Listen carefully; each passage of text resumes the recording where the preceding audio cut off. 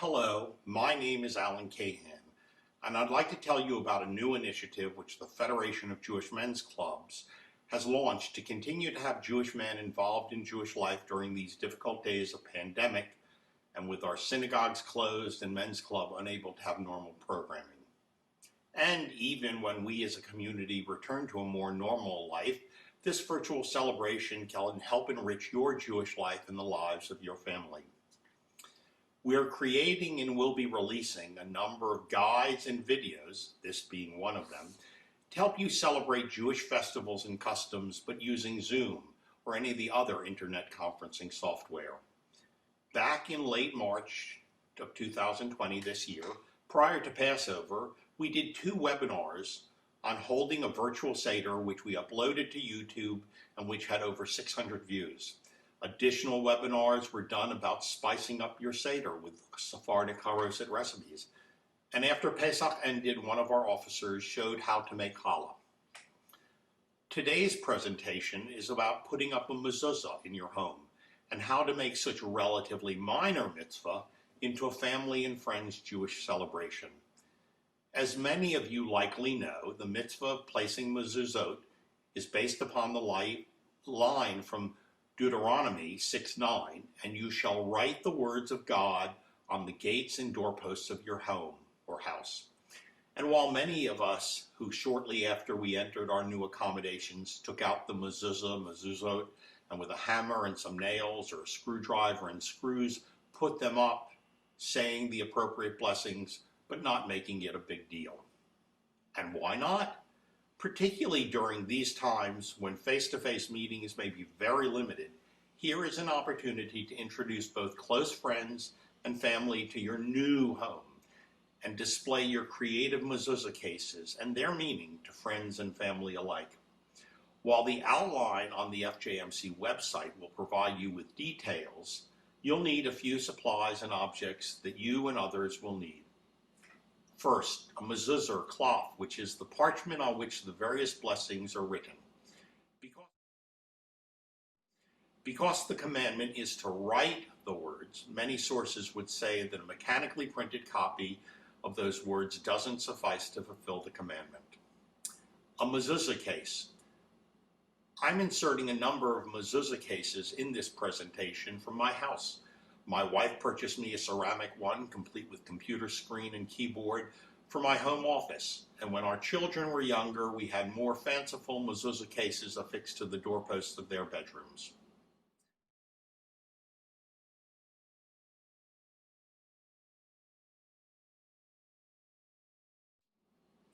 A copy of the prayer said when putting up the mezuzah contained in the case. The outline on the FGMC website contains this blessing in Hebrew, transliteration in English, no matter what your comfort level of Hebrew literacy is.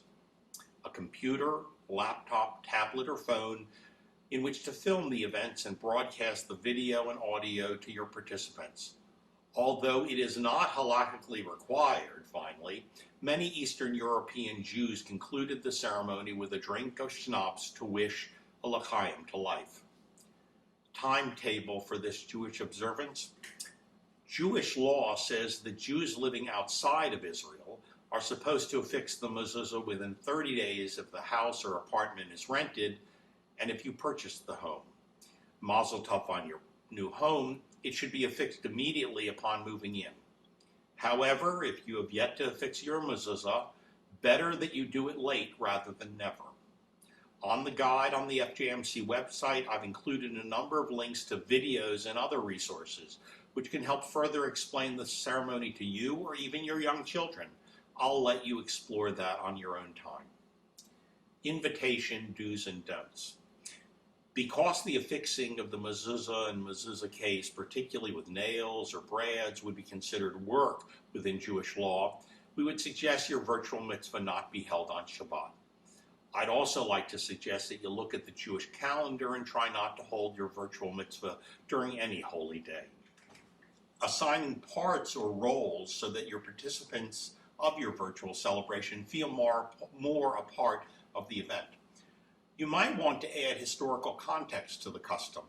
As I've traveled to European and North African areas which had a significant Jewish population, I frequently took pictures of the doorposts in which the mezuzah was placed in obviously carved out section of stone or wood doorposts, which told me that Jews were a part of those cities a long time ago, whether they did or did not still live there.